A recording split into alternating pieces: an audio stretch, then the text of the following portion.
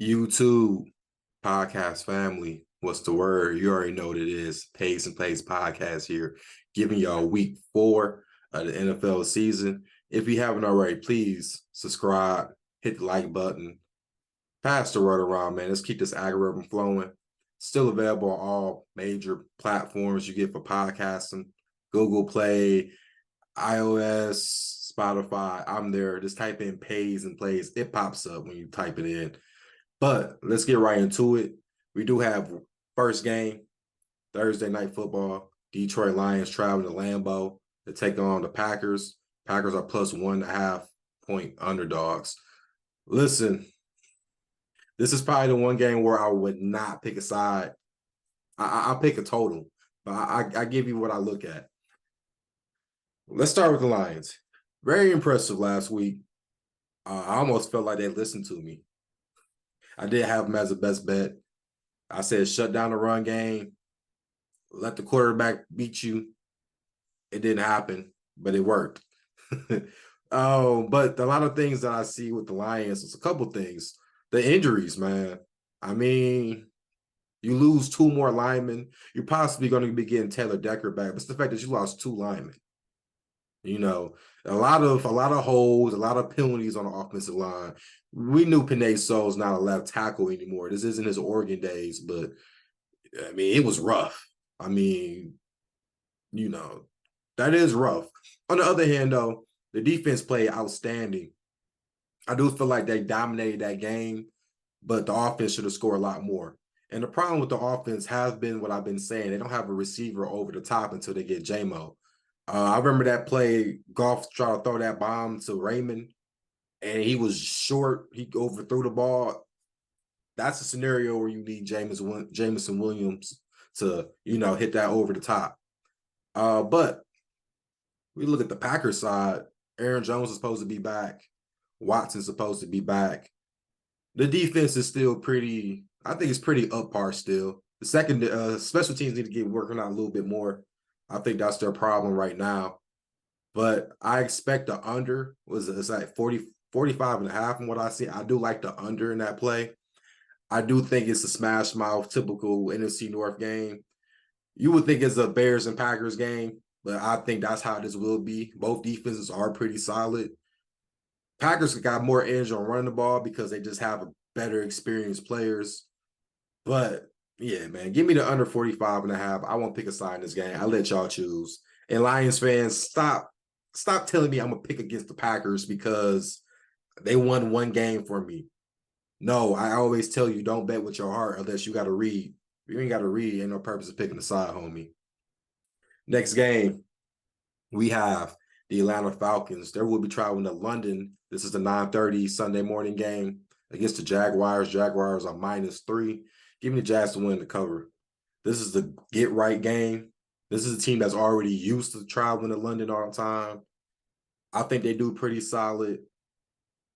Look, blowing that game against the Texans, man, it was kind of a meltdown to happen. I did say Texas will cover that game. I didn't expect them to win outright, though. But you playing against a team with the Falcons. Y'all already know what they do, right? I even said they're going to run the ball. So we know they're going to run the ball, but Lawrence Ridder. Come on now. How many times I got to talk to y'all about Desmond Ridder? I think after this year, he may get one more year and he's done. I don't see him lasting as an NFL quarterback. Defense can't really get to nobody. The secondary is probably their best strength on defense, but other than that, I think it's going to be a long game. But it might be some points in this game. So I think the over could be a play because, these international games, man, they have been flying over the totals as of lately. But I'm giving the Jaguars to bounce back in this situation. So give me the Jags to cover the -3 against the Falcons. Next game, this is an interesting game right here, another division game. Miami Dolphins traveling to Buffalo to take on the Bills. Bills are -3-point favorites. Listen very closely. Listen, I know me and a lot of other people would say Miami. Yeah, bro, first glance, yes. It's a track meet. Who's checking who? I'm not so sure on Miami to win this game. I almost feel like this would be the big public team for this week.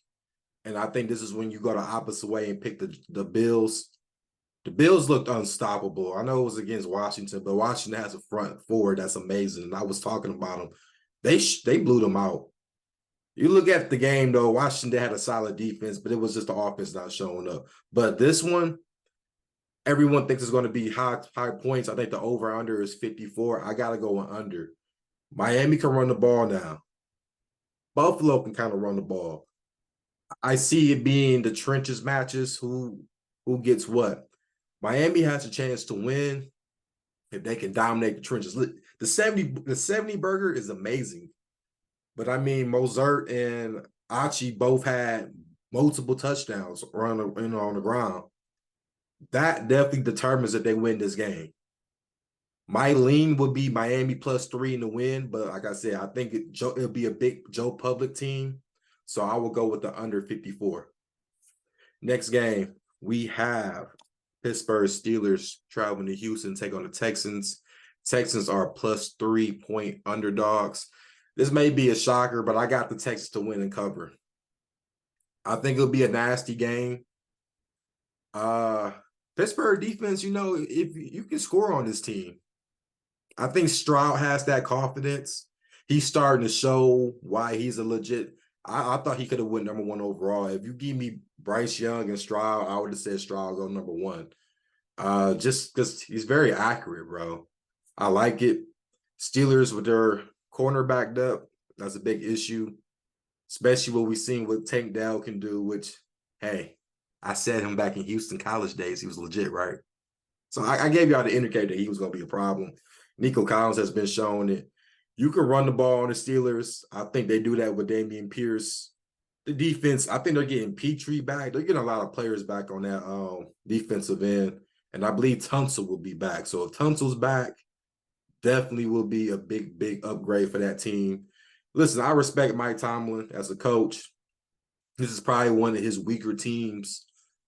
I wouldn't be surprised, though. 2 back-to-back road games, you're bound to lose one of them, right? So give me the Texans in a slight upset. Next game, we have the LA Rams traveling to the Indianapolis Colts. Colts are -1.5. I got the Rams to win the cover. And I would do this now because I don't really see the Colts being a favorite. They beat Baltimore, and yeah, I was on the Colts to cover that game.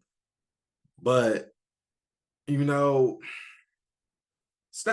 thing with Stafford, bro, Stafford looks pretty good, but I question McVay a little bit because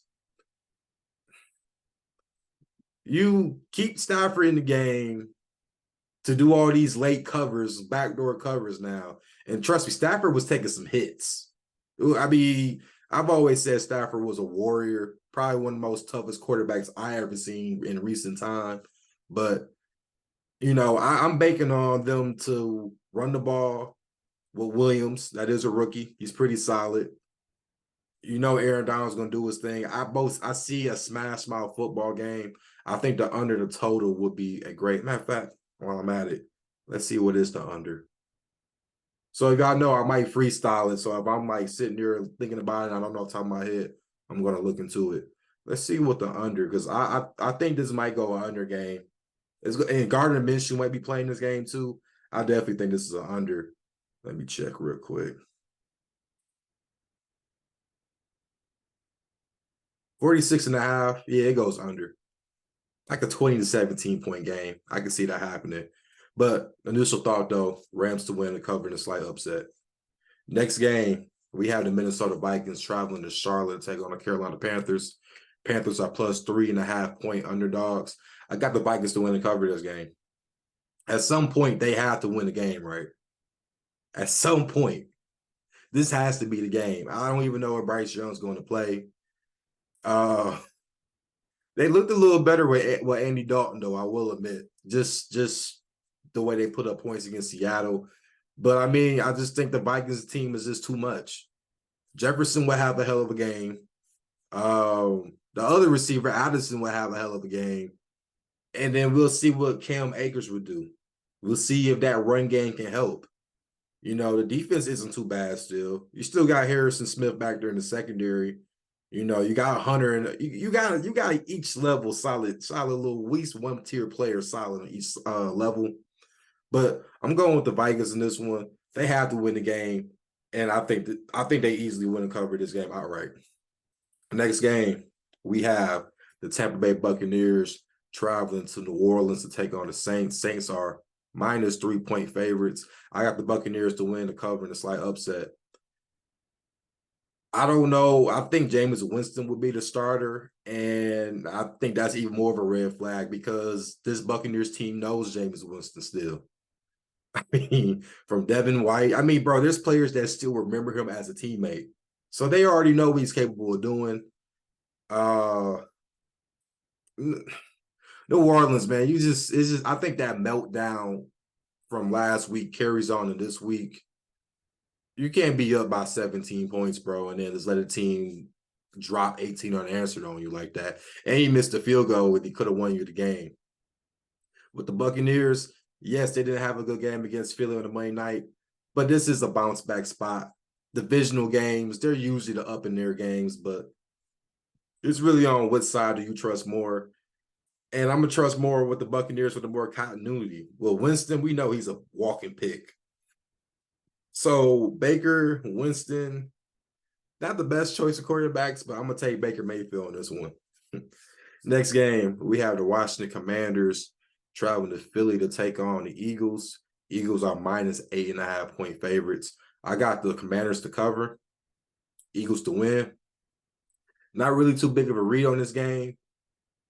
But, I mean, Philly is going to be a team, I think, every week, should I say, you're going to be kind of trying to read this team because you don't understand them.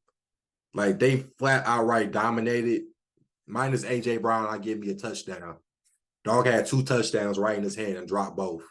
But it was just the fact that, like, they could be dominant at one part and then the next game they're very suspect.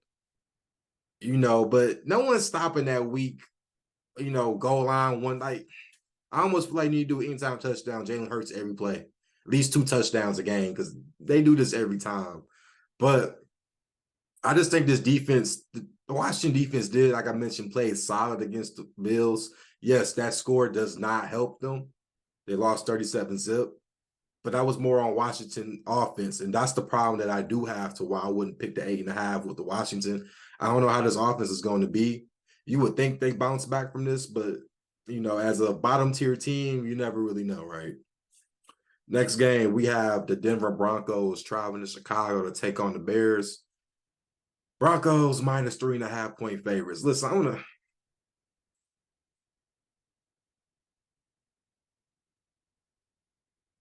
One team got dropped 70 points on their head top. Other team got dropped 40-some points on them.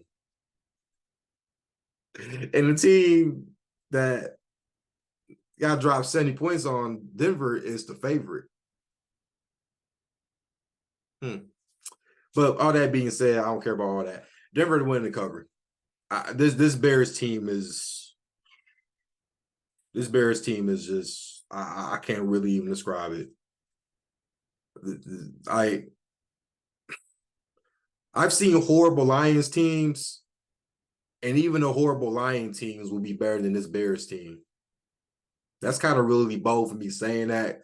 Lions fans have seen they've seen the 0-16 Lions. 0-16 Lions can beat this modern day Bears team. Yeah, that's really how I feel about it. I don't know if it's the coaching. I don't know if it's management. I don't know what it is. You got defensive coordinators getting raided, $100,000 worth of equipment being stolen. It's just too many distractions. Justin Fields is calling out the coaching. It's too many distractions with this team. I almost feel like they're ready to just give up and tank. And the Broncos, you have to get it together, right, Sean Payton? At what point do you get it together? I believe it's this game because you had the better quarterback, you got a better offense, you got a better defense, and I'm just gonna say if I'm Caleb Williams and I'm looking at the Bears as a possible #1 overall pick again, I wouldn't go Bear. Unless you're getting Marvin Harrison Jr. the next, unless because they got the second pick in Carolina. Unless you're getting that, I wouldn't even dare touch Chicago. Unless it's a whole new coaching staff. Chicago, let's be real. As Chicago, it's a defensive minded place. It's always windy. It's always cold. You're not going to have an efficient quarterback play unless you're playing somewhere like Ford Field, where you know it's a controlled environment. Let's just be real with that. But with all that being said, though, Sean Payton win the cover, gets his first game as a dub. Next game, we got the Baltimore Ravens traveling to Cleveland to take on the Browns. Browns are minus 2.5 point favorites. Browns to win the cover. I had to watch some little highlights of the last game with Deshaun Watson, and he looked very comfortable. Probably the first time I can say he looked very comfortable.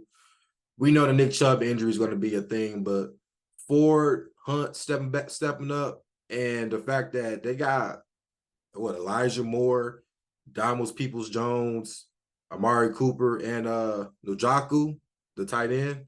I mean, you got some weapons.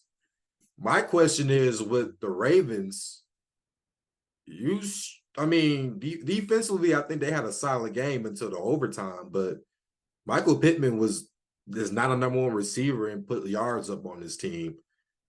You could run the ball on this team. Zach Moss we're not talking about Jonathan Taylor. We're talking about Zach Moss. Zach Moss came in and pound him away. I think Cleveland does the same thing. And then you have to worry about the defense. Because with Baltimore, you have Lamar, but DeForest Buckner was on his head. Shaq Lawson was on his head. Leonard, correction, not Lawson, Leonard. You got to worry about Myles Garrett, who, let's be real, him and Parsons is them two for the best for defensive player of the year.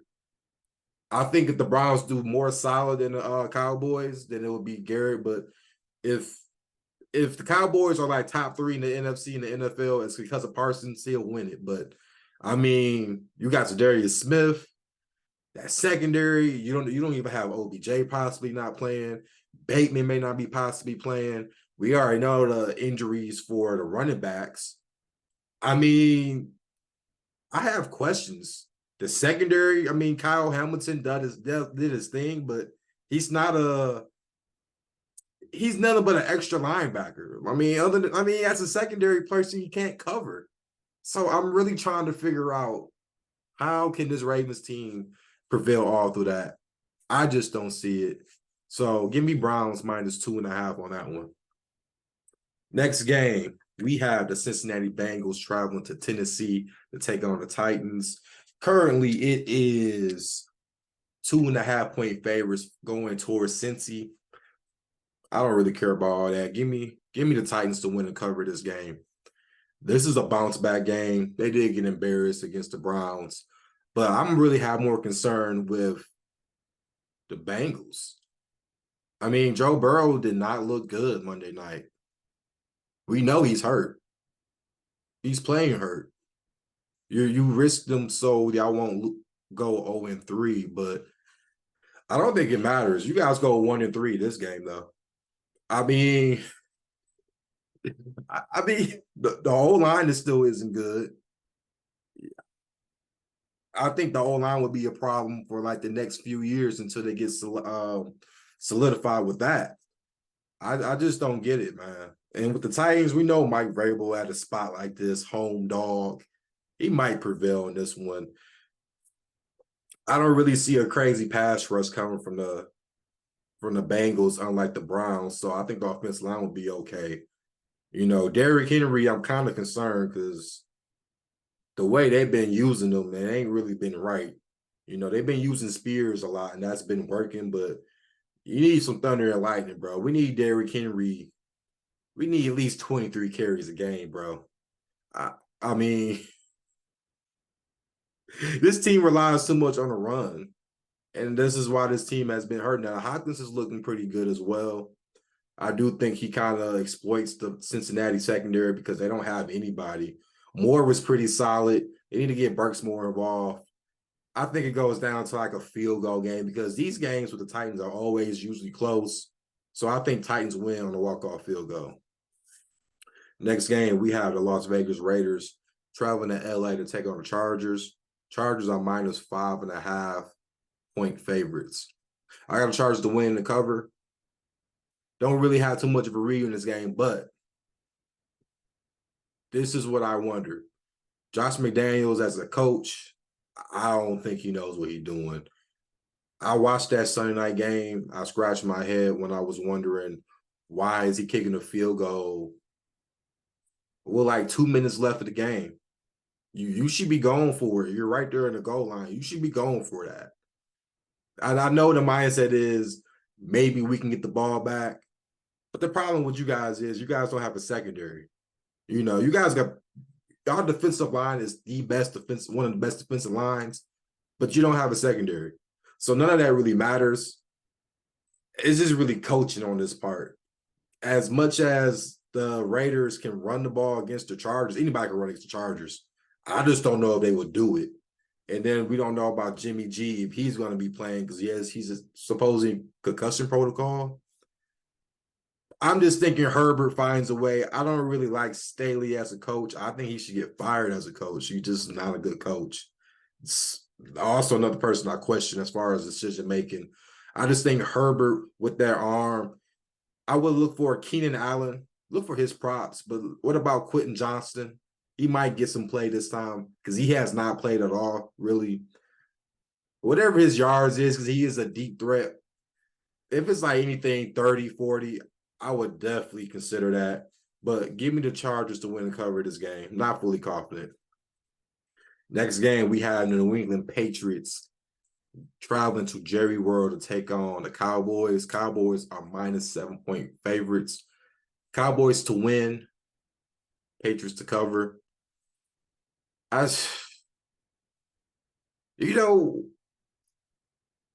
almost wanted to pick the Cardinals to win against the Cowboys last week, but I picked them to cover. I had a feeling that Trayvon Diggs' injury was going to affect them. And I didn't know about this, of course, until after I recorded it. So, but I figured after that, I was like, that's one of those Cowboys games where the Cardinals could actually win, because the Cowboys lose the games that they shouldn't have no reason losing to. This one, I do think they come back and bounce back, but I don't think they cover, because the Patriots defense will be more disciplined. You know they're going to run the ball. They're probably going to slow down the clock and just drain it, keep Dak and the boys in the sideline. But I do think, like I said, Parsons changes games. It is always a next man up mentality. I think he is the main guy. Gilmore is there. I mean, they have players around, but give me the Cowboys to win. I think it's about maybe 6 points to a game-winning field goal. Next game, we have the Kansas City Chiefs traveling to MetLife. This is another MetLife, right? Jets and Giants both play MetLife primetime games, but they play the Jets. Jets are plus 9.5-point underdogs. Jets to cover, Chiefs to win.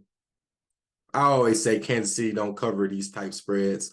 Yes, they cover that spread against the Bears, but I kind of already talked about how much stuff the Bears have going on right now. With the Jets, we know about Zach Wilson. You know what Salah saying that he's the best guy for him to win. It's crazy enough, he has a point. You got Tim Boyle, and then you just got Trevor Siemian. And look, Salah better not pray he has Siemian on starting, because I'll be picking the opposite team every week at that point. The defense is what keeps this game intact. We know Mahomes and the Chiefs are still trying to figure out who their go-to guys is besides Kelsey. I think it's a slugfest. I'm going to go under on the total, but give me the Jets to cover, Chiefs to win. Next game, we have the Arizona Cardinals traveling to San Fran to take on the 49ers. 49ers are 2-touchdown favorites, so plus 14. Give me the Cardinals to cover, Niners to win. I think this is a good teaser selection if you like teasers for the Niners. Listen, man, Josh Dobbs has been playing pretty straight. I think he's been pretty solid. But, at some point you do kind of wonder, are they due for not covering the spread? And it is a Niners team that Bro, they got a good defense, but outside of McCaffrey, they're a little shaky at times if it isn't Kittle and Debo. You have to worry about if Ayuk will be playing. If he plays, I feel more confident on taking the Niners plus the Niners minus 14. But 2 touchdown point spreads to me, I'm just gonna take the Cardinals. I know people hate when I take the underdogs and it be double digits, but I always had that fear of a backdoor cover, and that's why I used to go with the underdogs, to be honest with you. And lastly, we have Monday Night Football. We have the Seattle Seahawks traveling to MetLife, of course. They play the Giants. Giants are minus 1.5 point favorites. Now, I went back and forth on this. So this is my 2 scenarios, and you can just go off that. If Saquon plays, I'm going with the Giants. And it's for the respect of without him, they struggle against the Niners. But Daboll is so much of an offensive genius. They were able to move the ball. If you watch that game closely, they were able to move that ball a little bit better than I thought they would. It's just that you knew they was passing the ball because they couldn't run the ball. And I know Seattle isn't the best pass defense as far as pass rush, but they got a solid secondary, solid offense too. We know that. But if Saquon doesn't play, forget what I just said and go Seattle for what I just said. Explosiveness on the offense will show. And we pretty much saw what Danny Dimes and the boys did without Saquon. So that's just really how I look at it. You guys, though, keep on subscribing, hit the like button, show some love, man. Good Friday coming up later this week. You already know what it is. Be safe out here.